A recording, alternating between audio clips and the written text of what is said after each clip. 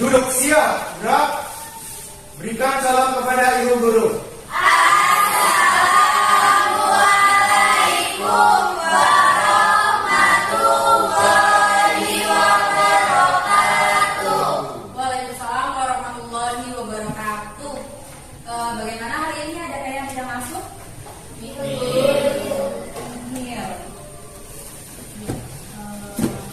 Alhamdulillah, jika semuanya sudah masuk. Ya, sebelum kita mulai pelajaran kita, silakan kepada ketua kelas tadi siapkan untuk berdoa bersama-sama. Baik teman-teman, sebelum memulai pelajaran pada hari ini, berdoa menurut kepercayaan masing-masing. Berdoa mulai.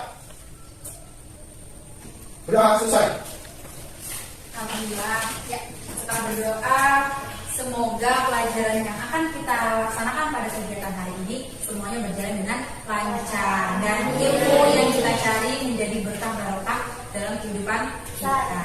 Iya, misalnya. Gimana? Jangan sepi dong. Semangat, semangat, semangat. Kita berdiri. Kita refreshkan dulu mood kita hari ini sebelum belajar biologi. Semangat. Jangan semangat. Kita akan, masih ingat nggak yel-yel kita? Generasi yang hebat. Pasti bisa. Yes, yes, yes.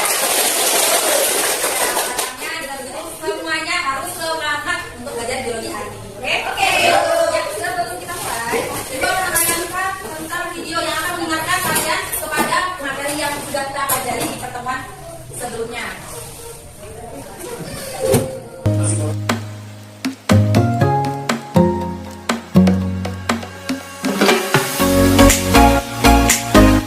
Oke, video apa tadi?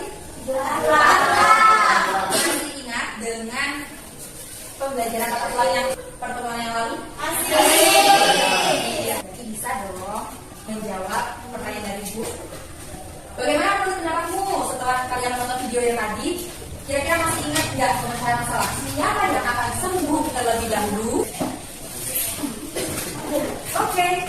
Yang sembuh dulu anak-anaknya adalah membantu dalam proses penyembuhan patah-patah lebih cepat. Oke. Gimana?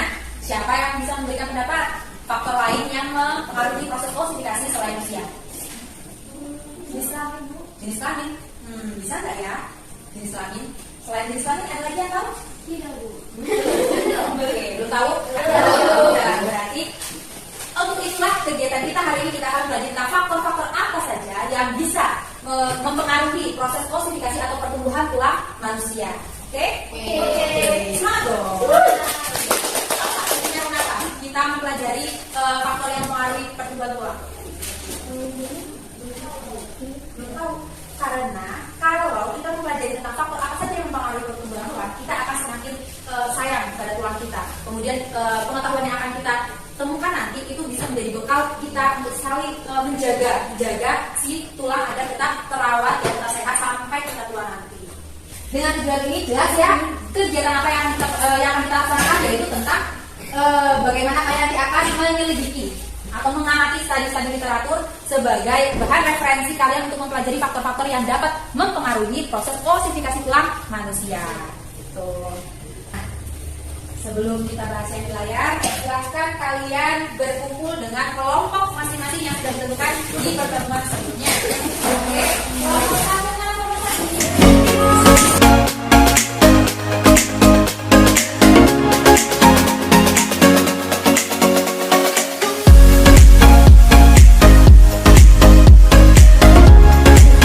Nah, itu ada LKPD, kemudian ada bahan ajar yang sudah dibagikan. Di dalam LKPD itu nanti juga akan kalian temui sumber-sumber belajar yang bisa menjadi referensi. Nah, di sini ada video-video, kemudian artikel-artikel yang dapat kalian gunakan sebagai sumber belajar kalian dalam mengerjakan masalah, dalam mengerjakan tugas yang akan kalian kerjakan. Ya, merujuk dengan permasalahan yang ada di LKPD bahwa apakah ada faktor lain yang dapat mempengaruhi proses osifikasi tulang selain faktor usia? Nah, di sini sebagai pacuan masalahnya, Ibu sudah menyajikan tabel yang mempresentasikan atau menjelaskan tentang distribusi frekuensi kepadatan tulang. Baik, pada tabel ini jadi mana sih faktor yang menjadi pemicu atau pengaruh pada proses klasifikasi manusia kalau dari tabel ini? Kira-kira faktor apa saja yang nampak? Bu, itu variabel itu ya Bu ya? Ya, jenis kelamin, status menopause, asupan kalsium, aktivitas fisik itu. Faktornya. Ya, dari kelompok 2 katanya bagian variabel ini. Coba dari kelompok 1. Jenis kelamin, status menopause, asupan kalsium, aktivitas fisik, kebiasaan perokok, dan konsumsi alkohol.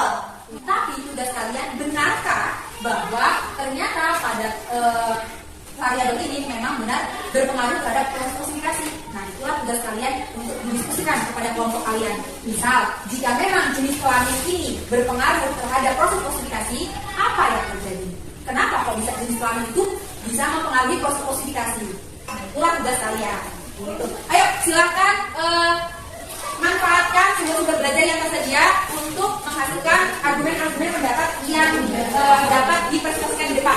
Ini Ibu bagikan karton. Jadi silakan kalian mengkoordinir kelompoknya. Misalkan si Anissa mengerjakan bagian faktor yang mana, misalkan dari jenis kelamin, kemudian anggota yang lain mengerjakan faktor-faktor yang lainnya, sehingga pada waktunya presentasi semuanya sudah selesai. Ya, Bu.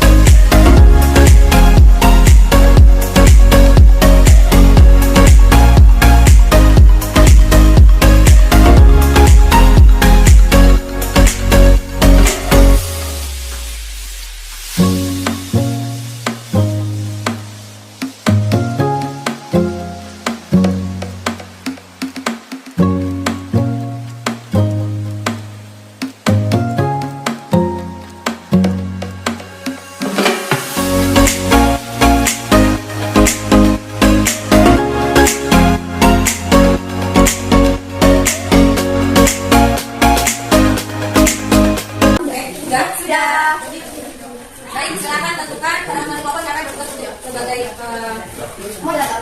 Ya, moderator sebagai pembicara. Oke. Siapa yang berbicara? Sudah siap untuk presentasikan? Sudah siap? Ya. Kelompok 2 gimana? Sudah siap? Sudah. Oke, karena tadi kelompok 3 itu selesai duluan, kita mau persilakan kepada kelompok 3 yang mempresentasikan terlebih dahulu.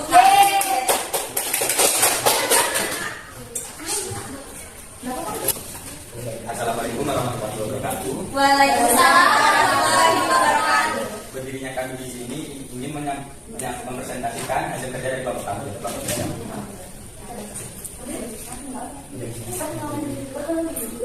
Izin memperkenalkan diri, nama saya Edi Jawa.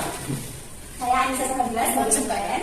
Saya dari kelas sebagai pembaca.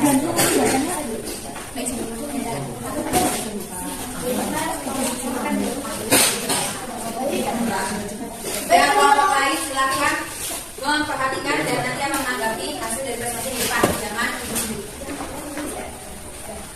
Faktor yang mempengaruhi oksiditas tulang. Yang pertama ada kebiasaan rokok.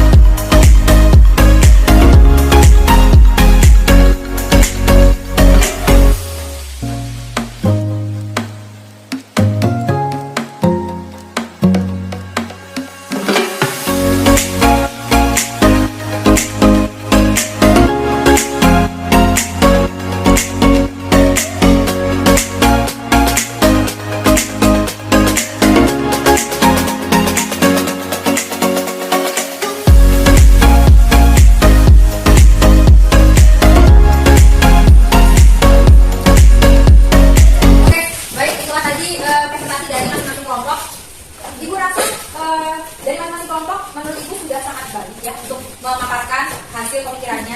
Tadi pada kelompok 3 berhasil menemukan 4 faktor yang disertai dengan penjelasannya. Pada kelompok 3 tadi ada faktor apa saja? asupan kalsium, konsumsi alkohol, dan aplikasi fisik. Ya, kemudian jika disimpulkan menjadi satu dari pemikiran kelompok 3, kelompok 2, dan kelompok 1 secara garis besar ternyata yang pertama ada faktor kelamin jenis kelamin. Ternyata jenis kelamin laki-laki dan perempuan itu memiliki kemampuan klasifikasi yang berbeda, ya kan? Kemudian ada dari segi apa lagi? Ya, ternyata wanita dewasa yang belum menopause dengan wanita yang sudah menopause itu klasifikasinya pun akan berbeda. Kemudian dari gaya hidup yang terkait dari ada aktivitas fisik, kemudian akan beralkohol, kemudian biasa rokok, serta pola makan yang tidak sehat. Dalam artian yang tidak dapat mencukupi kebutuhan kalsium untuk tulang melakukan klasifikasi. Itu juga akan mengalami proses klasifikasi. Baik, siapa yang bisa kembali menyimpulkan dari sisi kalian? Apa yang sudah diperoleh dari hasil pembelajaran hari ini? Silakan, siapa yang ingin menyimpulkan? Jadi bisa disimpulkan dari kegiatan hari ini tentang faktor yang mempengaruhi terhadap osifikasi tulang. Kita bisa ngerti bahwa kita harus menjaga kesehatan tulang dan kita juga harus mulai dari sekarang kita harus menjaga pola hidup sehat dan tidak merokok, tidak mengonsumsi alkohol dan semakin sering melakukan aktivitas fisik seperti berolahraga dan semakin banyak mengonsumsi kalsium seperti memakan makanan yang sehat.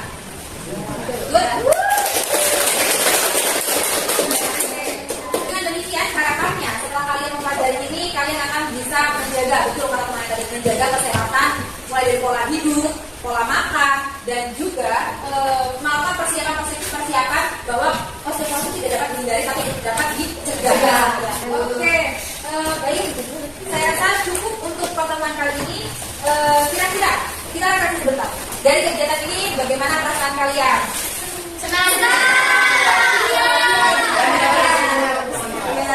Coba Ferdi, bagaimana perasaan kamu setelah mempelajari faktor-faktor yang mempengaruhi klasifikasi hari ini? Setelah kamu melakukan kegiatan hari ini, apa yang kamu rasakan?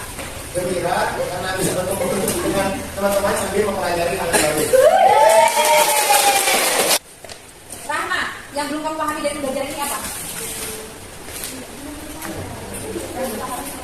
Cukup paham semua berarti. Terima kasih buat kalian yang sudah semangat untuk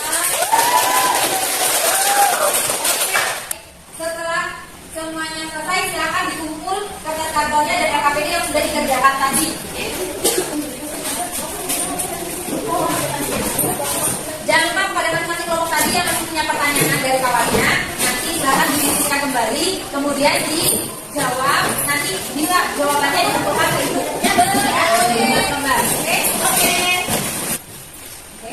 Silakan Pak Tadi memimpin doa sebagai penutup kegiatan pembelajaran kita hari ini. Setelah selesai mengikuti pelajaran pada hari ini, berdoa menurut kepercayaan masing-masing. Berdoa, mulai. Berdoa selesai. Baik, terima kasih kepada anakku yang selalu semangat, yang selalu mencurahkan ide-idenya yang brilian. Ibu sangat sayang sekali dengan kalian. Saya harap semangat kalian tidak akan pernah padam untuk selalu mempelajari hal-hal yang baru. Oke?